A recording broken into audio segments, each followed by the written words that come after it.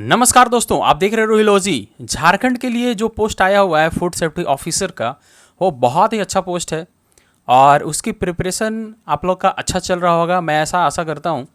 तो उसी से रिलेटेड मैंने कुछ क्वेश्चंस लाए हैं और इसी के माध्यम से हो सकता है कि कुछ इंपॉर्टेंट सेक्शंस आपके क्लियर हो जाएं। हर किसी का अपना पढ़ने का अलग तरीका है, आप अपने तरीके से पढ़िए, बट आपको टेस्ट तो देना ही चाहिए। तो मैंने टेस्ट सीरीज़ लाया है इससे रिलेटेड, एफएसओ से रिलेटेड, जेपीएससी एफएसओ के लिए टेस्ट सीरीज़ ले आया हूँ। और टेस्ट सीरीज़ आपको जस्ट रीज़नेबल प्राइस में मिल रहा है और अभी 10 अगस्त तक एक अर्ली बर्ड ऑफर भी चल रहा है जो फर्स्ट 100 स्टूडेंट्स को दिया जाएगा, जिसमें 10% ऑफ है। तो जाइए जल्दी से इसको ग्रैब अप कीजिए और उसमें डेली टेस्ट इंक्लूड हो रहे हैं और अच्छे कंटेंट आपको मिल रहे हैं वहाँ से। तो चलिए आगे बढ़ते हैं और देखते हैं। इसमें टोटल 10 क्वेश्चंस मैंने इंक्लूड किए हैं और सारे क्वेश्चंस जो हैं वो इम्पॉर्टेंट है, मतलब ऑलमोस्ट आपके जो सेक्शंस हैं वो कंप्लीट हो जाएंगे इसके माध्यम से। चलिए पहला क्वेश्चन हम लोग देखते हैं। The food safety and standards act 2006 has, तो इसमें कितने चैप्टर्स हैं और कितने सेक्शंस मेंशन किए हुए हैं। सबसे पहला टॉपिक तो यही है कि कितने चैप्टर और कितने सेक्शन इसमें मेंशन किए गए हैं। तो देखिए इसमें टोटल कितने चैप्टर हैं, 12 चैप्टर हैं, 102 सेक्शन है, नहीं, इसमें टोटल 12 चैप्टर हैं और 101 सेक्शंस हैं। ये सबसे इंपॉर्टेंट पार्ट है, जो सबसे बेसिक चीज़ है इस एक्ट का। दूसरा क्वेश्चन है the establishment of food safety and standards authority of India, जो एफएसएसआई का इस्टेब्लिशमेंट हुआ वो इस एक्ट के तहत हुआ। तो एफएसएसआई का इस्टेब्लिशमेंट कब हुआ था ये भी मैं बताऊंगा। सबसे पहले ये जान लूँ कि food safety and standards authority of India के बारे में इस एक्ट में कहाँ पे मेंशन किया गया है, किस चैप्टर में किया गया है, क्योंकि टोटल 12 चैप्टर्स हैं, तो किस चैप्टर में मेंशन किया गया है, इसके लिए सही आंसर होगा चैप्टर 2।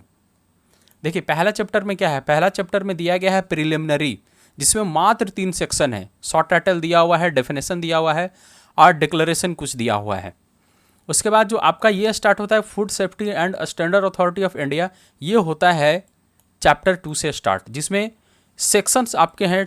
सेक्शन जो है टोटल वो है सेक्शन 4 से लेकर सेक्शन 17 तक। ये जितना भी सेक्शन इसमें दिया हुआ है एफएसएसआई से रिलेटेड दिया हुआ है और सारे ही इंपॉर्टेंट हैं, बहुत ही ज़्यादा इंपॉर्टेंट है। एफएसएसआई का गठन कब हुआ था ये आप बता सकते कमेंट सेक्शन में। तो एफएसएसआई का गठन हुआ था 5 सितंबर 2008 को, जो कि इसी एक्ट के तहत इस्टेब्लिशमेंट इसका हुआ था।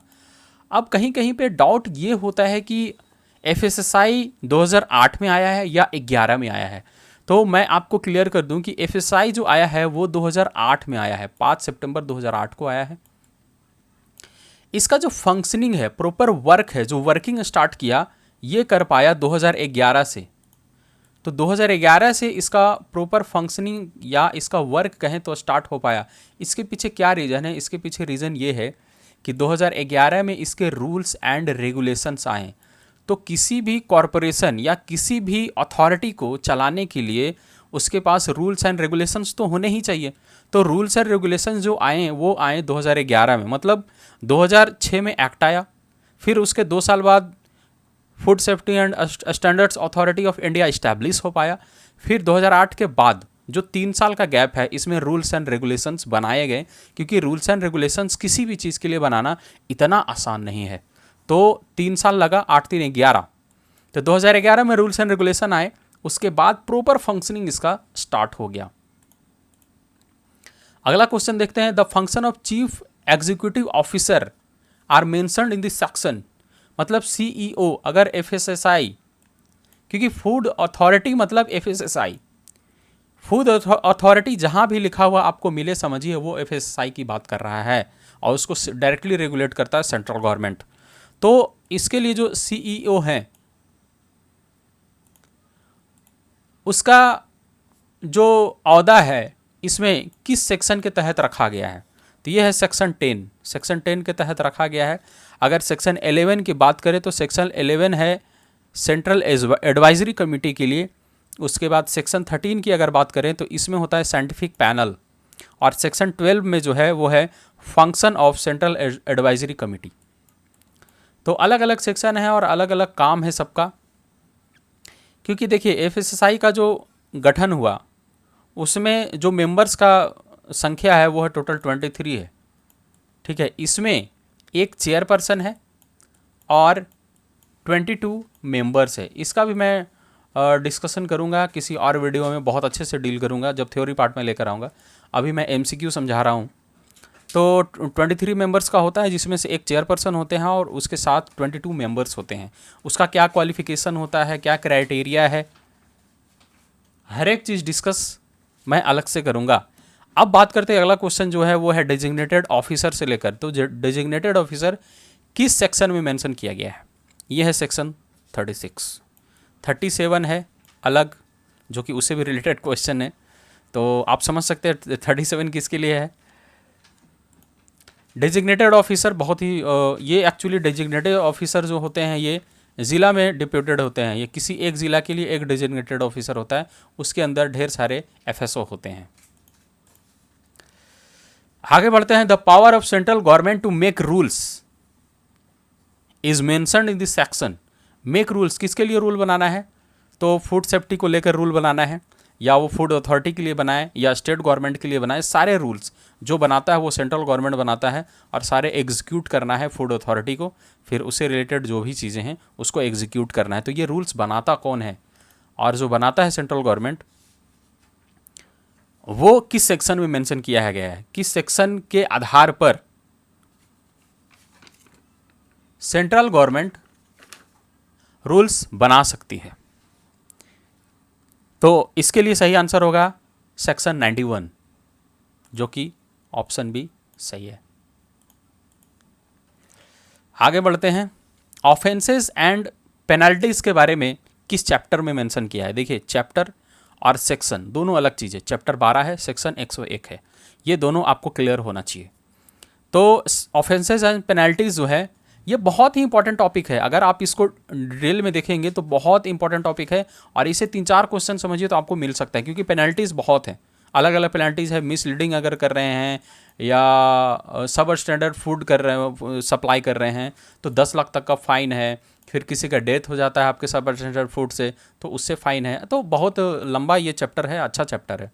तो ये किस सेक्शन में मेंशन किया गया है ये आपको बताना है। ऑफेंसेस एंड पेनल्टीज किस चैप्टर में है? सॉरी, सेक्शन नहीं, चैप्टर। तो ये मेंशन किया गया है चैप्टर 9 में। चैप्टर 5 मैंने बताया कि इंपोर्ट से रिलेटेड है। अगला आपके लिए फेवरेबल क्वेश्चन है और आपका फेवरेट होना चाहिए। Food safety officer is related to section. जो एफएसओ की आप तैयारी कर रहे हैं वो किस सेक्शन के तहत है? तो ये है सेक्शन 37।